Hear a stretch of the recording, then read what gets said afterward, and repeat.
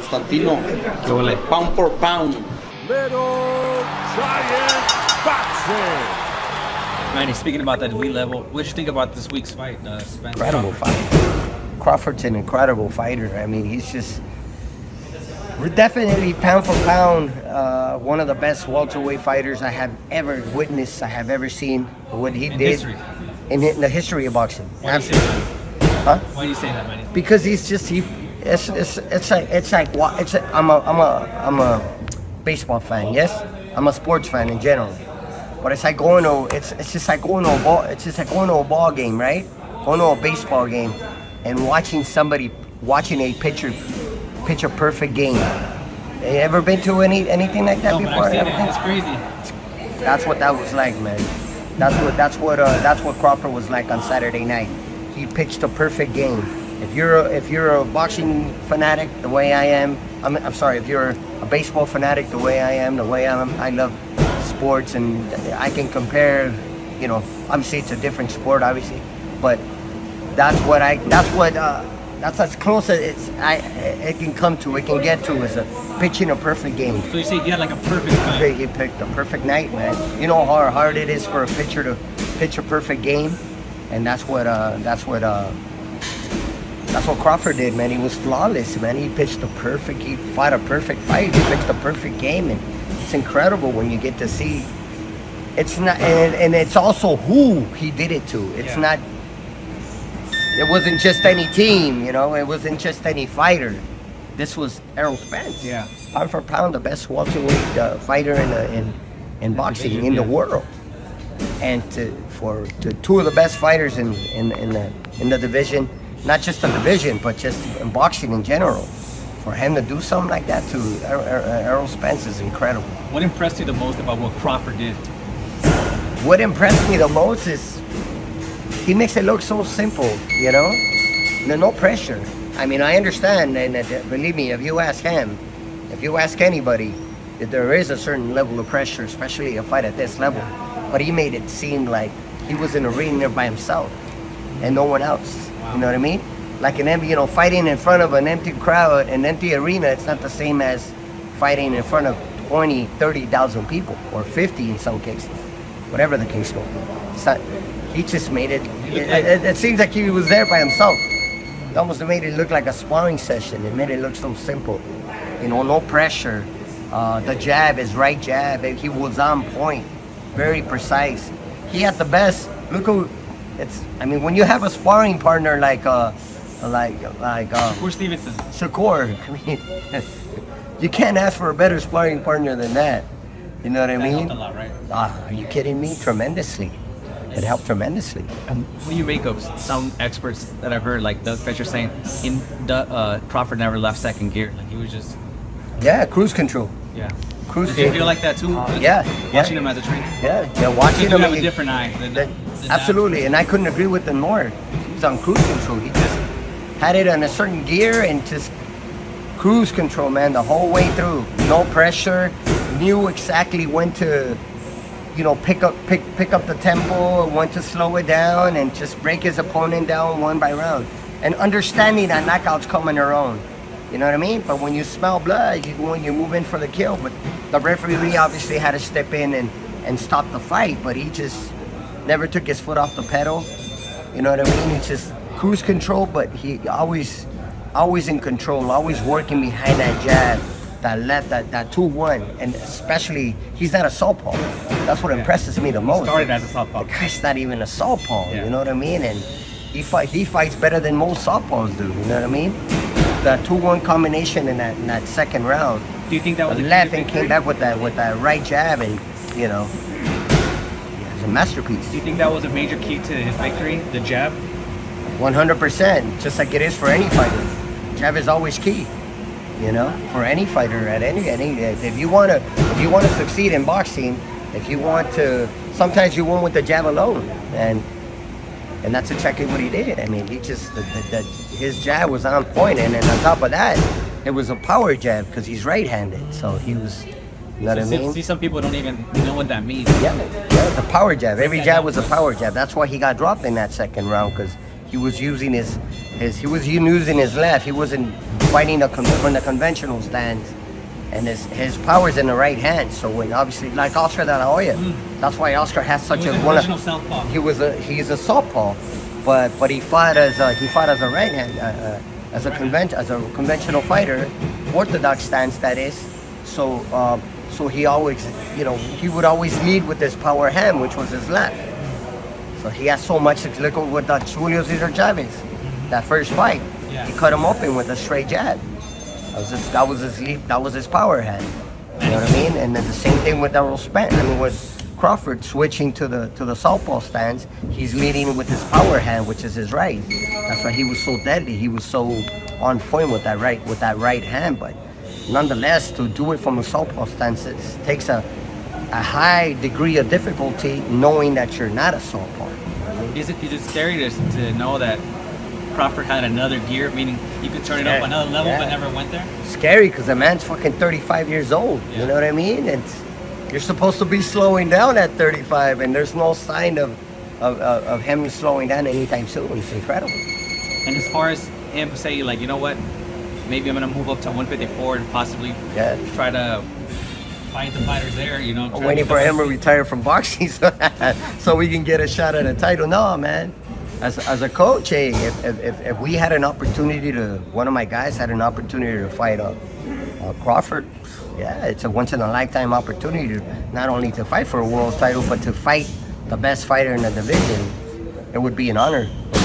Manny, how do you feel about, Ring Magazine crowning him as the pound-for-pound #1 right now? On point. Inu is an incredible fighter, and it's not what he did to Fulton is just as big, just as incredible.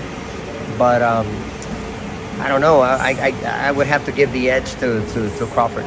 A lot of people will argue that, but the majority say Crawford, like 90%. Oh, okay. Well, but Inu is right there. Yeah, 1A, 1B. 1A, 1B. Yeah, exactly. Manny, any message to either one of those fighters? Congratulations, man. You guys are incredible. What you're doing with the sport, with bringing up the sport, bringing up boxing. Boxing ain't going nowhere, especially with fighters like Crawford, fighters like Inu, and then you got to tip your hat off to Errol Spence, to Fulton, for taking those fights. Kept getting up. To not to be nowadays, it's a shame, but more fighters are scared of losing than they are winning. Wow, that's a great quote. You know what I mean? So yeah, it's just you got to take a chance, you got to take a risk. That's the fight game, right? All right, Manny, before I let you go, anything you want to get off your chest, promote or plug? No, nothing. No, we're here. You got anybody out there, from the boxing community? Look, 9201 California Avenue here in Southgate, California. Anybody can train, right? Anybody can come in, and you guys want to come in and get some good work, you're all welcome. Good pro fighters out there. We got fighters at pretty much every single weight class, so everyone's welcome. So if you want to turn pro, if you're looking for sparring, if you want to lose weight, if you want to bring your kid, you want to lose weight, you got to come later in the day. Right now we're still pros, you know what I mean? But if you want to come in and get some work, get some real work at a pro and at an elite level, then you're all more than welcome. What can we follow you on social media, man? Manuel.boxing. Thank you, man. Here with Manny Robles. Yes, sir. At the Knockouts Boxing Gym, right? Oh, what's the name of the gym? Because I get like 3 different names. Legends Boxing Academy. But for we have obviously the name of the gym itself, because it's been here for so long, it's Knockouts, but I go by Legends. All right, keeping it That's old just school, me. obviously. Keeping it, yeah, exactly. Talking about the fighters you're training here, you're working with. You have a lot of fighters here. We're staying busy, yeah. Who are the fighters you're working with right now? I don't know where to start. I mean, what do we have right now? We just had Sergey Bukachuk fight 2 weeks ago. Knockout, a week and a half ago. Yeah, knockout. Terrell Goucher is in San Diego right now working with Canelo. Sparring partner with Canelo, and working because Terrell also has a fight coming up. So it's good work. It's good, great work. Toro Resendiz just defeated Jared Hurd. Hopefully we're working hard right now, waiting on a fight date. It's coming soon. Saul Sanchez that just fought about a month ago, that he fights again in October. Hopefully we're working on going to Japan for Saul. Ramla is back in the gym. So she's got a big fight coming up again in November, going overseas. Let's see who else. Sergey fighting again in November. Got a couple Cuban boxers, Alex and So he's very close to a world title shot, right? we're very close. I mean, 1 or 2 fights away from a title shot. So we're going to, he fights in New York in November. I just spoke to Tom Loeffler this morning and fights again in November. At 154, right? 154, yeah, super welterweight. A hot division. Yeah, it's a very hot division. Yeah, exactly. We'll see what happens. See what happens, but definitely a hot division. And let's see what else. Cristek, up in Cristek, Lupita, these young 4-round boxers that we're working with, that we're grooming.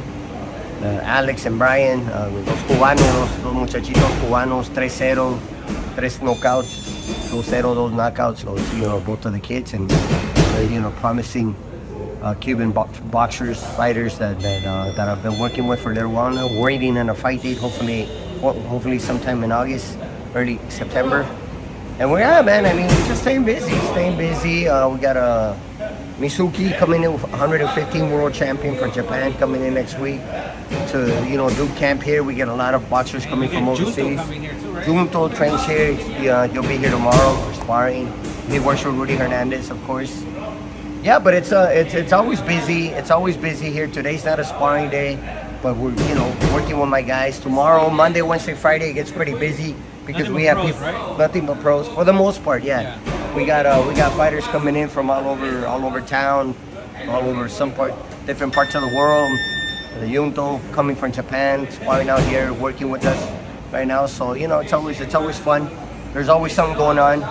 You know, there's always some type of activity going on out here. You know, someone's always getting ready.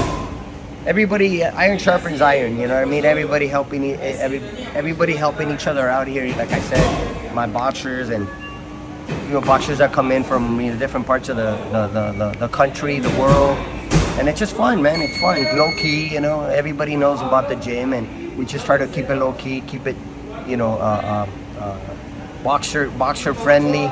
You know, all pros. Everybody knows what, you know, their job, what they're here for. So it's always cool. It sounds like, Manny, from looking the outside, sounds like your gym and fighters are just coming up slowly but surely. Yeah.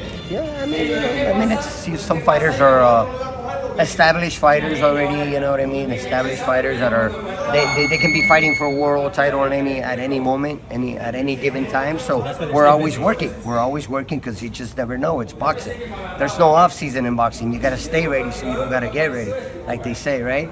And then obviously up and coming fighters. You got 4-round fighters, 6-round fighters, 8-round fighters that are trying to get to that elite level, you know, and obviously get an opportunity to fight for a world title, get in the rankings, fight for a regional belt that puts you into the title contention. And yeah, that's what we're doing. It doesn't change every day. It's the same thing, but it's always fun. You know, you always have to come into the gym with a certain level of enthusiasm to. Where the fighters get to feed off and everybody works hard. It's always, like I said, it's always a good atmosphere, you know, and always keeping it positive and working hard, and that's all you can do.